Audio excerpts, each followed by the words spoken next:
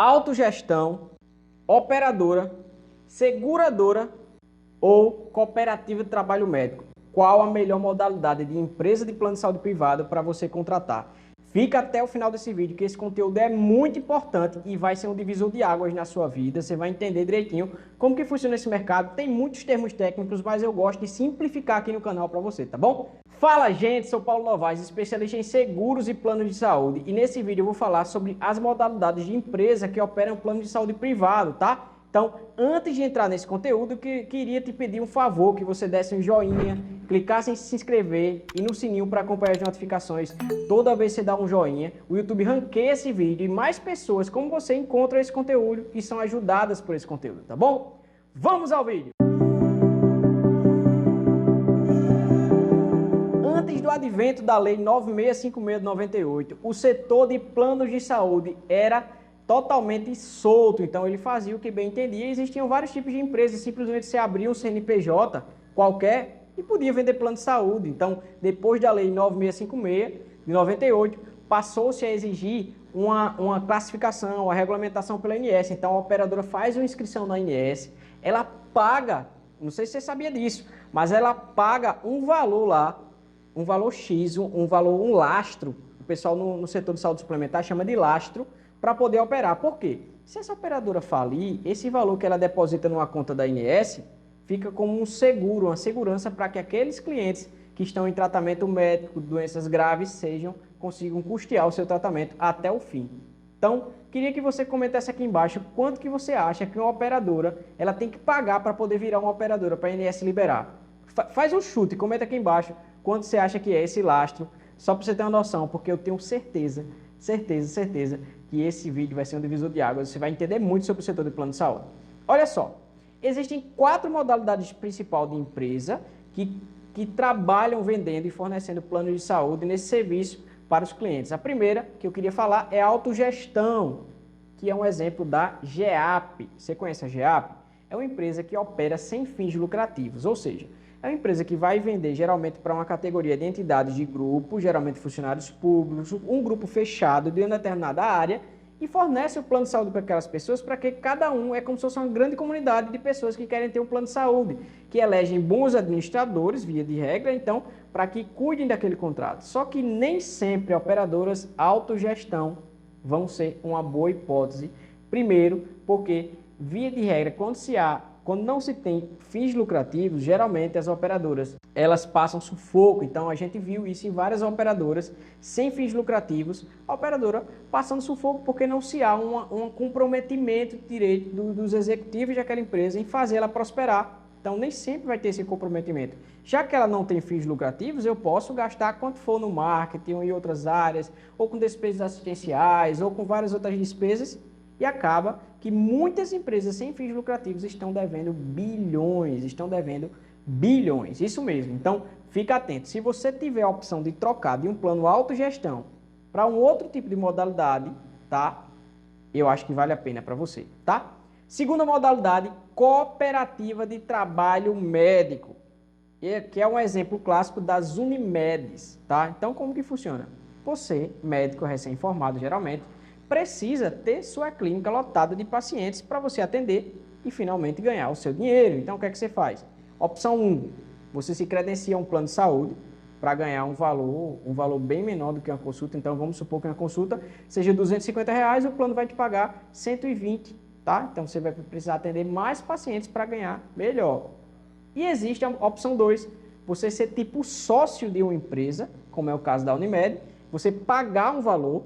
Então, eu já ouvi falar de médicos que pagaram R$100 mil para poder atender pela Unimed. Então, para ter a garantia de que os clientes da Unimed vão ser atendidos lá e ainda participar um pouco naquela distribuição de dividendos da operadora. Então, é uma modalidade boa? Em alguns lugares, a Unimed é legal, tá? É bem administrada, mas em via de regra, em maiores lugares do Brasil, na maior parte dos lugares, a Unimed está com a saúde financeira ruim, em crise, em recuperação judicial. E a gente já viu a Unimed Paulistana quebrando e várias Unimedes do Brasil inteiro fechando as portas. Por quê? A Unimed, em alguns locais, são administradas por médicos, tá?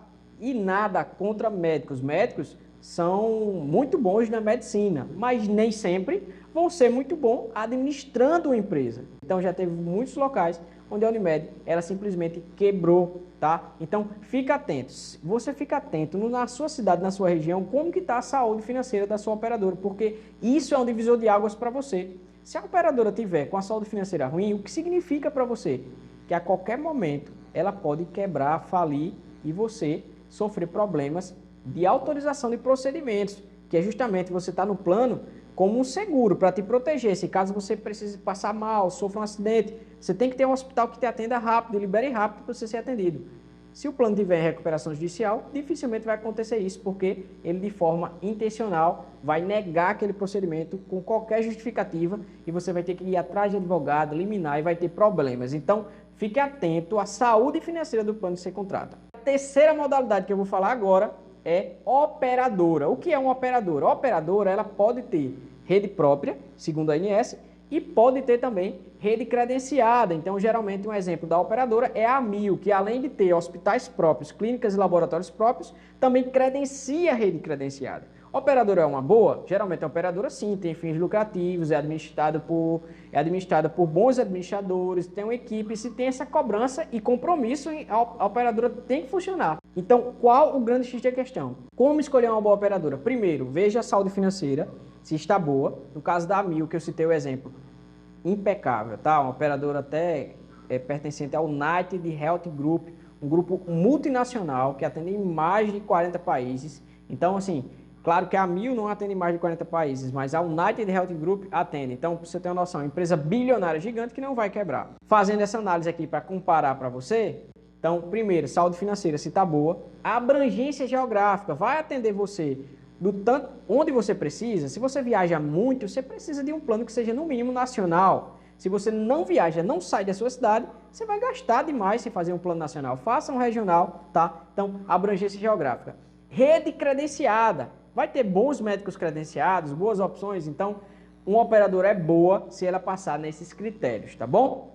E a quarta e última modalidade é a minha preferida, que é o seguro saúde, a seguradora, que é um exemplo do Bradesco e da Sul América. E tem um detalhe aqui para a seguradora. Geralmente, a seguradora, o cliente que contrata, ele está duplamente protegido. Por quê? Tem a Agência Nacional de Saúde Suplementar, a ANS, que fiscaliza o setor de planos de saúde, e tem a Superintendência de Seguros Privados, a SUSEP, que fiscaliza também a seguradora. Então, você tem essa dupla proteção. Então, se o plano fizer alguma coisa que seja contra a lei contigo, você tem como se defender com duas pessoas jurídicas aí. São dois grandes advogados que você já tem, tá? A ANS e a SUSEP. Então, via de regra, para um plano ser uma seguradora, tem que ter uma empresa sociedade anônima. Empresas sociedades anônimas, a gente conhece que são grandes empresas listadas, bilionárias. Então, é o caso da Sul América, uma das maiores seguradoras da América Latina. O Bradesco, que é um dos maiores bancos que a gente tem. Então, assim, são operadoras que você nem se preocupa, né? Com a saúde financeira. Claro que vale a pena você conferir, mas via de regra vão ser operadoras sólidas, tá? As seguradoras, desde a lei 9656 de 98, segundo a lei, não podem ter rede própria.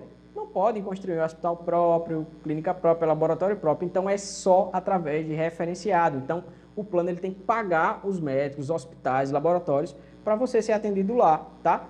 Qual a vantagem das seguradoras? Elas geralmente pagam muito, mas muito bem aos médicos, hospitais, clínicas e laboratórios. O que isso é bom para você? Quando alguém recebe bem, ele vai querer atender você, porque você é cliente da seguradora. Por quê? Ele está recebendo bem. Então, também, infelizmente, eu não sei como que anda a ética, né, das pessoas desse setor, mas assim, via de regra, se tem esse incentivo para te atender melhor, incentivo financeiro, tá? Então, geralmente, nas seguradoras se pagam muito bem aos médicos. E o que é que você tem que analisar nas seguradoras? Primeiro, tem que analisar a abrangência geográfica, tá? Você tem que analisar se o plano ele é sem, com qual participação, se ele é apartamento, se ele é enfermaria, tá? E geralmente, qual a dificuldade das seguradoras que as pessoas têm? É que nem todo mundo, infelizmente, consegue entrar. Geralmente, ele é só exclusivo para o público que tem CNPJ. A partir de 2 ou 3 vidas. Muda de seguradora para seguradora, mas geralmente é a partir de 2 ou 3 vidas. Ou, em raras exceções, na modalidade coletivo por adesão para funcionários que sejam de categorias fechadas com a operadora. Então, é mais difícil entrar, porém, sempre é o plano que, se o cliente puder fazer, eu recomendo o seguro saúde. Você sabe que pelas seguradoras existem coberturas extra-rol, ou seja, extra-rol da ANS, como é o caso de transplantes extra-rol, geralmente no Bradesco, na Sul América também tem, tá? Seguro remissão, se caso o titular do plano de saúde vier a falecer, os dependentes têm um plano pago por 2 anos pela operadora seguradora, tá? E tem vários outros benefícios, então eu vou colocar um vídeo aqui no card sobre a diferença de seguro saúde para plano de saúde, tá? Espero que tenha ficado claro para você as informações, que você tenha entendido tudo direitinho. Então, agradeço a você pela audiência e faça uma boa escolha e conta comigo na contratação do seu plano de saúde, tá bom? Fica com Deus.